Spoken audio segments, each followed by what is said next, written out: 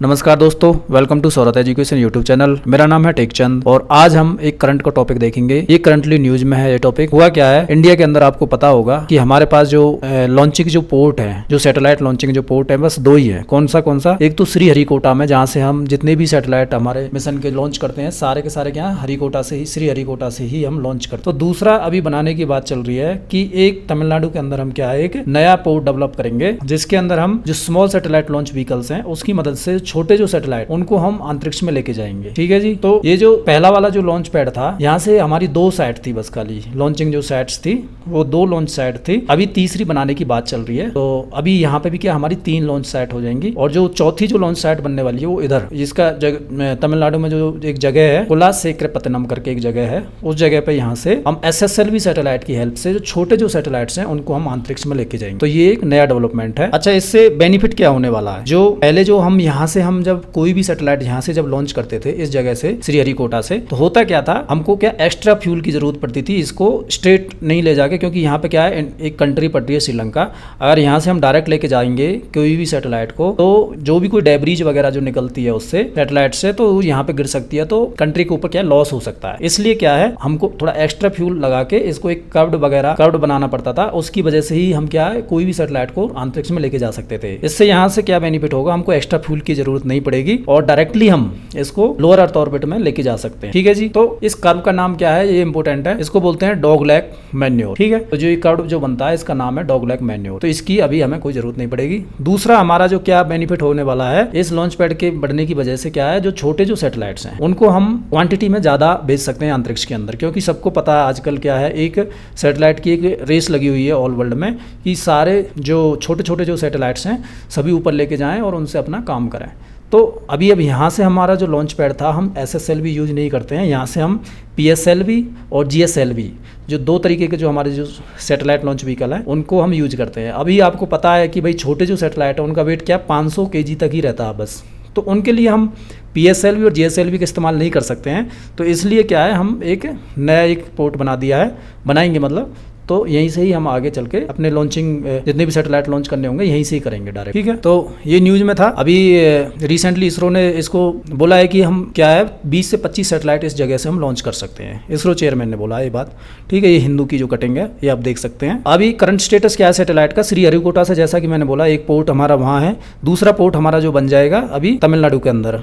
ठीक है। तो जो पहला जो पोर्ट है उसके अंदर हमारे 2 फंक्शनल लॉन्च साइट है फिलहाल, और एक लॉन्च साइट क्या है अंडर कंस्ट्रक्शन है। ये भी हमारी क्या है नेक्स्ट ईयर बनके तैयार हो जाएगी 2026 में, ताकि हम ज़्यादा से ज़्यादा अपना सैटेलाइट्स का मिशन को कंप्लीट कर सकें। ठीक है। उसके बाद है जो लॉन्च पैड है अभी बढ़ जाएगा, और इसके फायदा क्या होने वाले हैं मैंने अभी डिस्कस कर लिया है कि क्या है, डायरेक्टली हम ट्रेजेक्ट्री को अचीव कर पाएंगे और किसी भी कंट्री को ऊपर से गुजरने की जरूरत नहीं पड़ेगी, क्योंकि वहाँ पर कोई भी मेन लैंड मास नहीं है। ठीक है जी। ये आप देख लिया है। अच्छा, हमारा जो कैपेसिटी है अभी फिलहाल इंडिया का, उसको थोड़ा सा देख लेते हैं मोटा सा। पहले क्या था हमारे पास, जो फर्स्ट रॉकेट जो हमने इंडिया ने इसरो ने जो डेवलप किया था उसका नाम था SLV सैटेलाइट लॉन्च व्हीकल। ठीक है। उसके बाद आता है PSLV polar satellite launch vehicle. ये क्या है, ज़्यादातर जो मीडियम अर्थ ऑर्बिट में ये हमारे जो सैटेलाइट्स मिशंस को कंप्लीट करता है। अच्छा, इसके अंदर क्या है 4 स्टेजेज होती हैं लॉन्च व्हीकल्स की। ये देख रहे हो आप, फर्स्ट, सेकंड, थर्ड, फोर्थ, इस तरीके से ऊपर क्या सैटेलाइट को रखा जाता है सबसे ऊपर। तो ये जो ये 4th स्टेजेज हैं, इनका जो फर्स्ट से जो 3rd स्टेजेज हैं वो होती हैं सॉलिड फ्यूल होता है उसके अंदर, और जो 4th स्टेज जो लास्ट वाली जो स्टेज होती है उसमें क्या लिक्विड फ्यूल होता है। तो इसका ध्यान रखना है। ये पोलर सैटेलाइट लॉन्च व्हीकल है, इसके अंदर 4th स्टेजेज होती हैं हमारी, और उसके अंदर 1 से लेकर 3 तक जो स्टेजेज होती हैं उसमें सॉलिड फ्यूल इस्तेमाल करते हैं, और जो 4th स्टेज है उसमें लिक्विड फ्यूल इस्तेमाल करते हैं। ठीक है जी। अच्छा, नेक्स्ट चलते हैं। जो ये जो इसका जो कैपेसिटी है लॉन्च करने की, वो 1400 kg तक का ये कोई भी सैटेलाइट लेके जा सकता है अंतरिक्ष में, PSLV।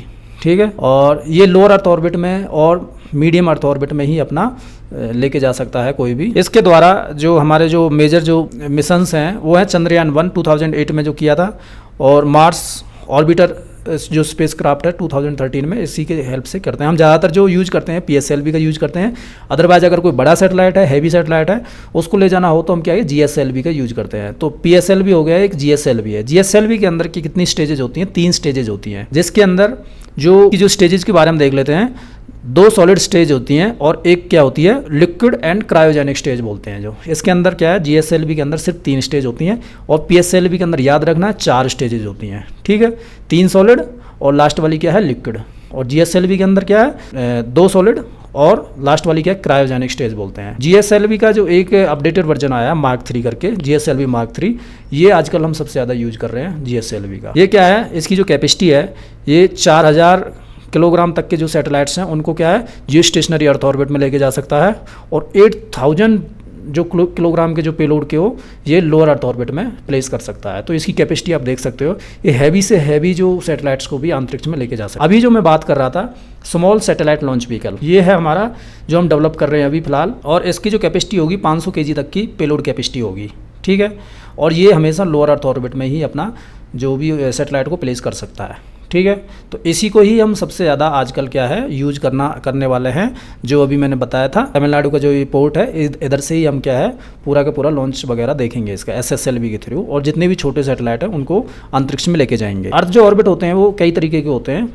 सबसे जो नीचे वाला होता है वो लोअर अर्थ ऑर्बिट बोलते हैं, जो ग्रीन कलर का आप देख पा रहे होंगे, लाइट ग्रीन। उसके बाद होता है मीडियम अर्थ ऑर्बिट। उसके बाद होता है जियो स्टेशनरी ऑर्बिट।